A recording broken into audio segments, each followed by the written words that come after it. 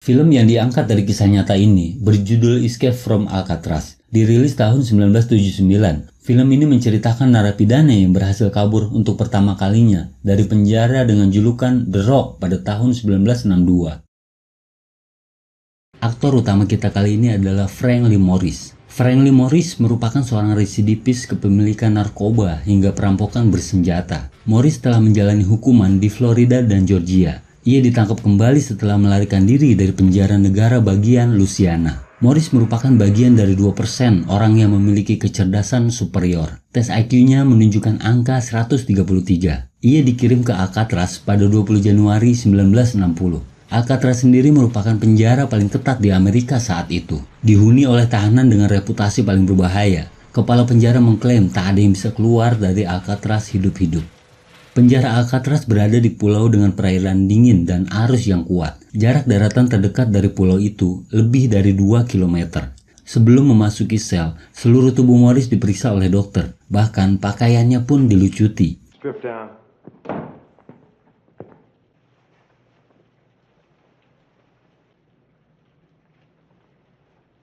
Pintu utama penjara Alcatraz menggunakan sistem elektrik yang dikontrol dari ruangan khusus. Morris dibawa menuju sel blok B tanpa membawa dan memakai apapun.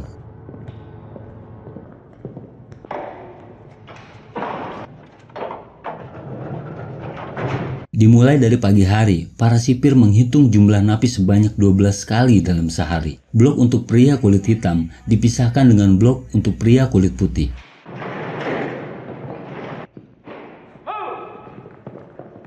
Soal makanan, penjara ini memberikan menu terbaik di antara penjara di dunia. Hal ini dilakukan agar para napi melupakan rencana untuk kabur dan menikmati sisa hidupnya di Alcatraz. Di ruang makan, Morris duduk berhadapan dengan Litmus. Ia tampak sangat menikmati sarapannya. Tidak lama, seorang tahanan bernama Wolf mengintimidasi Morris dengan caranya memakan pasta. Itu membuat Morris hilang selera makan. Litmus meminta pasta Morris. Namun, Litmus tak sendiri. Ia bersama tikus kecil yang juga ikut sarapan.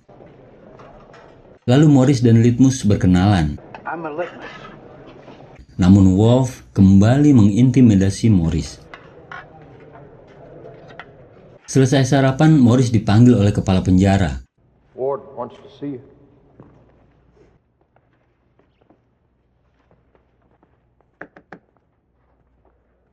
Kepala penjara menjelaskan hak tahanan untuk bicara dan bekerja. Namun informasi terbaru dari dunia luar dilarang dalam penjara tersebut. Tahanan hanya boleh dikunjungi 2 kali sebulan. Ia juga menjelaskan bahwa sudah banyak percobaan melarikan diri, namun berakhir dengan penangkapan kembali atau dibunuh. No family. Burglary, armed robbery, keep all the rotten eggs in one basket. Been killed or drowned in the bay. Tampak catatan IQ superior dalam berkas Morris. Tanpa disadari kepala penjara, satu buah gunting kukunya telah dikantongi oleh Morris.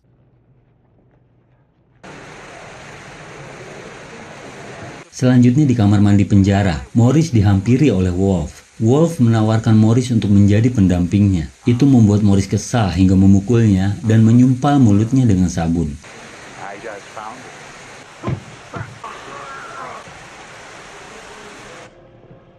Lalu Morris diantar ke perpustakaan penjara. Di sana, ia bertemu dengan English, seorang pustakawan senior. English dihukum 99 tahun karena kasus pembunuhan 2 orang kulit putih. Ia telah menjalani hukuman 10 tahun. English sempat hampir gila saat dia dimasukkan ke blok D. Namun sejak pindah blok sel, English mengubur rencananya untuk kabur. Ia memilih menikmati sisa hidupnya di Alcatraz. Lantas Morris membagikan buku kepada para tahanan. Magazine or book? Thanks. Moved to LA 2 years. Di tempat olahraga, Morris bertemu Doc, tahanan yang hobi melukis. Doc memperingatkan Morris untuk berhati-hati pada Wolf. Lalu Morris menghampiri English. Ternyata, English merupakan orang yang sangat dihormati oleh tahanan kulit hitam. English menjelaskan kepada Morris betapa sulitnya kabur dari Alcatraz. Tiap besi jeruji memiliki 6 besi kecil yang disatukan ke dalam tabung besi. Belum lagi para sniper di atas menara yang akurasi tembakannya selalu dilatih setiap hari. Tiba-tiba bel berbunyi, mereka pun kembali ke sel masing-masing.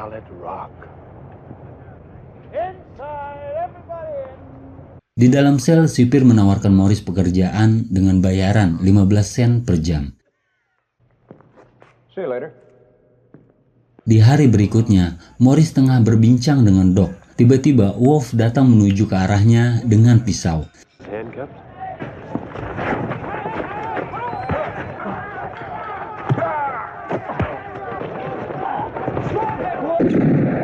Setelah perkelahian tersebut, mereka berdua dibawa ke sel Blok D. When I get out of here, you're dead. Tanpa cahaya dan kedap suara, konon sel ini bisa membuat orang menjadi gila. Esok pagi, sipir membuka pintu dan menyemprot Morris dengan selang pemadam kebakaran.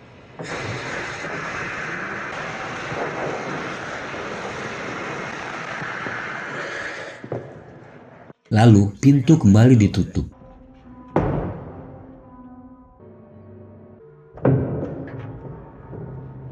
Setelah beberapa hari, Morris dipindahkan kembali ke selnya.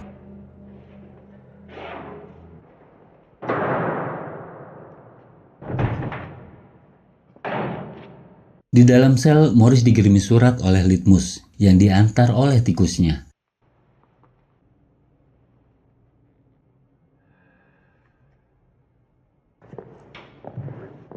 Tidak lama datang seorang tahanan baru di samping sel Morris bernama Charlie Butts.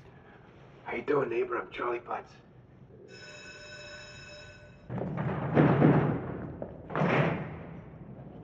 Di lapangan, Charlie berkenalan dengan Litmus dan Doc.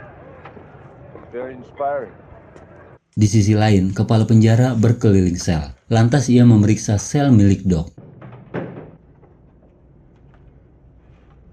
Di dalamnya ia menemukan lukisan dirinya dengan ekspresi sangat licik. Merasa tersinggung dengan lukisan tersebut, kepala penjara mencabut izin Doc untuk melukis. Lalu, sipir segera mengeluarkan perlengkapan melukis dari sel milik Doc. Doc tampak sangat kecewa dengan hal tersebut. Painting's all I have.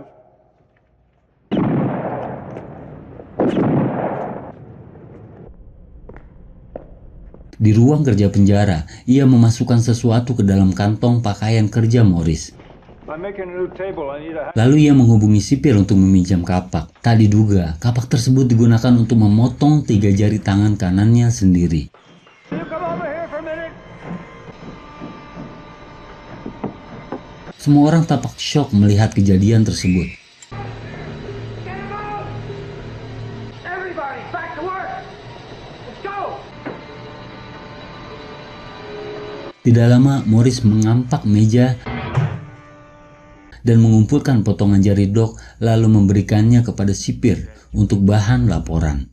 Setelah kejadian tersebut, Doc tidak pernah terlihat lagi. Di dalam selnya, Morris melihat kecoa yang masuk ke saringan ventilasi. Saat ia memperhatikan ventilasi, tiba-tiba English muncul. English menjelaskan pada Morris bahwa Doc memotong jarinya karena izin melukisnya dicabut oleh kepala penjara. Tiba waktu makan, kepala penjara memanggil Morris. Ia mempertanyakan kejadian yang dialami oleh Doc. Setelah melontarkan kalimat sarkas untuk kepala penjara, Morris meninggalkannya ke meja makan. Di sana ia bertemu Anglin bersaudara, John Anglin dan Clarence Anglin. Dua bersaudara tersebut dipindahkan ke Alcatraz setelah kabur dari 2 penjara berbeda. Mereka berdua tidak pernah berencana untuk tinggal lama di penjara manapun. Pertemuan dengan Anglin bersaudara membuat Morris bersemangat untuk mencari celah. Morris mencungkil tembok sisi ventilasi dengan gunting kuku. Ternyata tembok tersebut telah lunak karena kelembaban yang tinggi di area tersebut. Selanjutnya Morris dan Charlie sedang berbincang di lapangan. Charlie dipindahkan ke Alcatraz setelah mencuri mobil sipir penjara yang tidak ia sukai. Tidak lama Charlie dijenguk oleh istrinya. Istrinya meminta Charlie untuk sesekali menelponnya. Charlie mengatakan bahwa di penjara tidak boleh menelpon keluar. Seketika sipir memutuskan koneksi telepon. Hal itu membuat Charlie kesal dan ingin kabur dari penjara. Di ruang makan, John Anglin mengeluhkan makanan dan film jelek yang diputar di penjara. Tiba-tiba, Morris membocorkan rahasianya.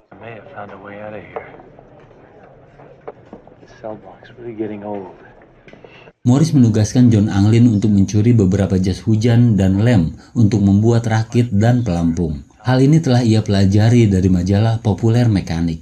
Tujuan mereka kabur adalah Angel Island, sebuah pulau kecil dekat Alcatraz. Morris menugaskan Charlie untuk berjaga saat ia menggali, begitupun sebaliknya. Lalu mereka semua sepakat dengan rencana tersebut. Selanjutnya Morris menggali dan Charlie mengawasi penjaga. Namun ia menemukan masalah baru. Ternyata tembok sisi dalam ventilasi lebih keras dari sisi luarnya. Gunting kuku yang kecil membuat tangan Morris tersiksa. Di ruang makan ia menceritakan masalahnya tersebut. Namun tiba-tiba Morris mendapatkan ide. Ia segera mengotori sendoknya dan meminta sendok baru. Sementara John Anglin mengalihkan perhatian sipir dengan berpura-pura meminta pekerjaan di bagian dapur. You goddamn right I can cook. Hey, I used to be. Akordion pesanan Morris telah sampai. Tidak lama, English muncul. Morris bertanya pada English cara menyatukan logam di dalam sel. Namun English seolah meragukan rencana Morris untuk kabur. Selanjutnya Morris meminta koin pada Litmus dengan menukar 10 kumbang untuk tikusnya.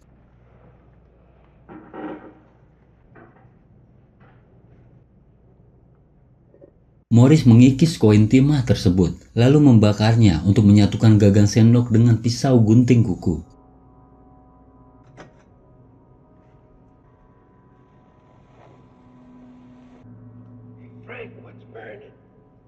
Setelah berhasil, Morris mulai mengikis tembok. Namun, asap dari pembakaran itu menyebar hingga keluar selnya. Tidak lama sipir datang. Sipir mencium bau hangus tersebut. Namun Morris mengatakan bahwa ia tak mencium bau apapun. Setelah sipir pergi, Morris kembali mengikis tembok.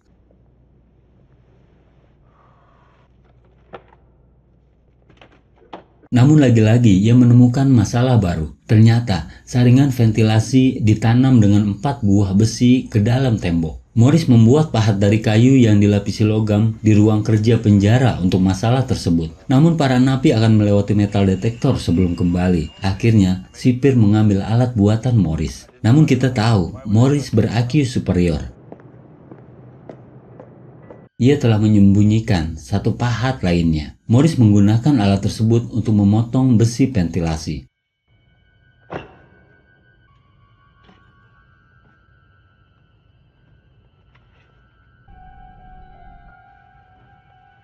Hari demi hari berganti, Morris, John, Clarence, dan Charlie terus menjalankan rencana mereka.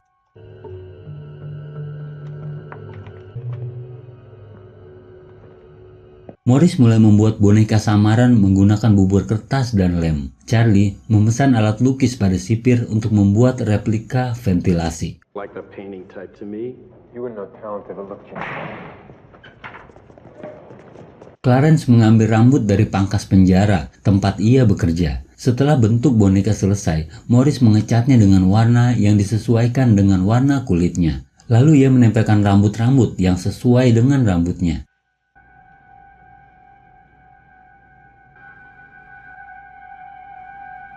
Selanjutnya Morris menyamarkan boneka tersebut di tempat tidur, lalu mengecek jalur pelarian.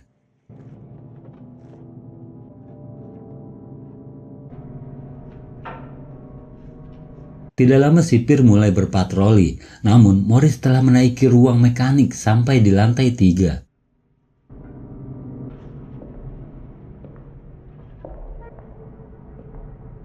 Dan ternyata, lubang ventilasi utama ditutup oleh jeruji besi. Lalu sipir menghampiri Charlie dan menanyakan kondisi Morris yang sejak tadi tidak bergerak. Tiba-tiba ia menjatuhkan tongkatnya.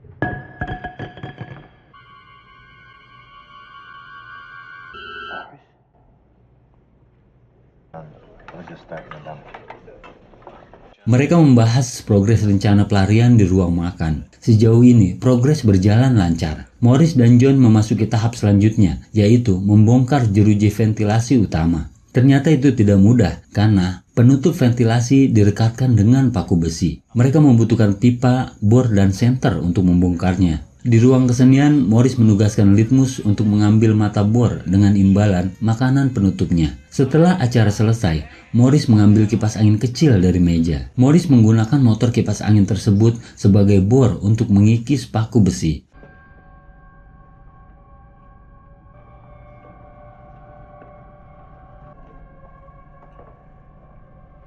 Morris ditemani John dalam pembongkaran tersebut. Ia melonggarkan jeruji menggunakan pipa, lalu mengikis paku besi menggunakan motor kipas angin.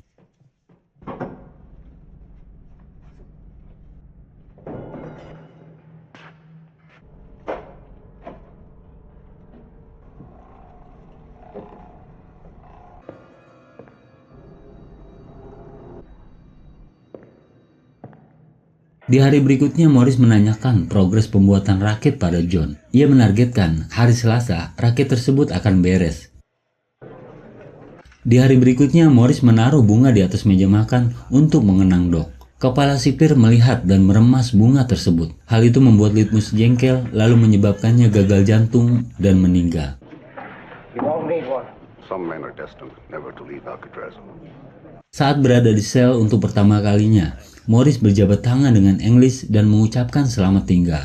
Setelah itu, kepala penjara datang untuk memeriksa sel Morris. Sipir mengeluarkan kasur Morris, lalu masuk ke dalam sel dan membuka akordeon.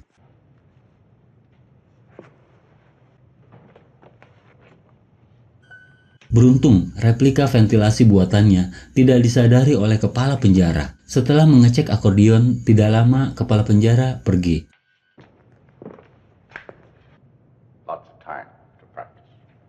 Lalu kepala penjara menugaskan sipir untuk memindahkan Morris pada Selasa pagi. Hari berikutnya, Wolf bebas dari Blok D dan mengancam Morris.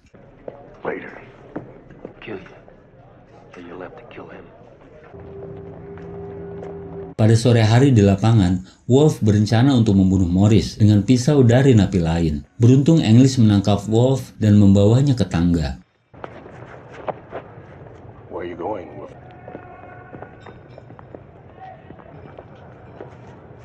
Malam harinya mereka menuntaskan rencana. Morris, John, dan Clarence telah berada di jalur pelarian. Sementara Charlie masih mengumpulkan keberanian untuk kabur. Di sisi lain, sipir penjara berpatroli dan tertipu oleh boneka mereka. Sementara Charlie mengurungkan niatnya dan kembali tidur.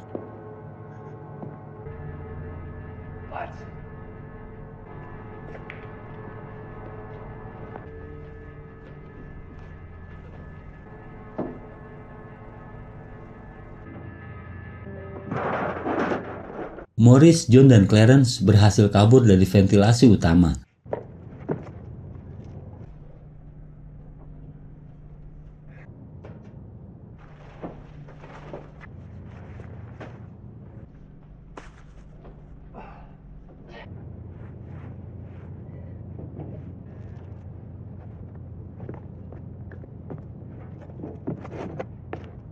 Tiba-tiba Charlie memberanikan diri untuk kabur, namun Charlie menginjak kabel dan membuat konsleting.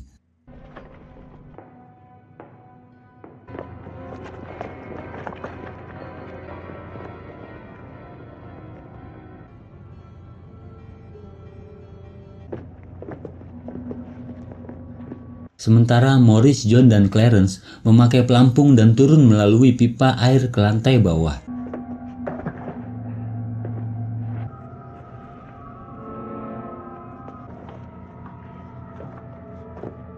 Sayangnya pelampung Clarence tersangkut dan rusak. Sementara Charlie melompat-lompat untuk meraih jeruji ventilasi.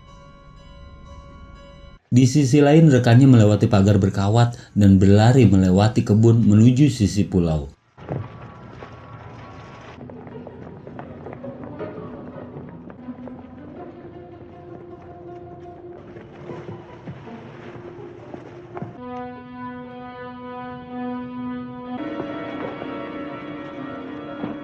Sampai di sana mereka meniup rakit buatan dan mulai berenang.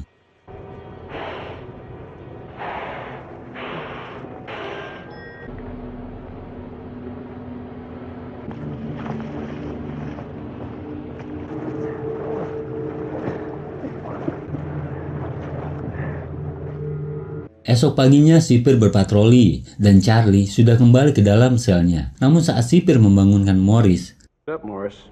It's moving day. Morris, I said get up. ia tertipu. Pencarian besar-besaran dilakukan. Polisi menemukan foto dan buku catatan Clarence Anglin bersama potongan pelampung yang rusak.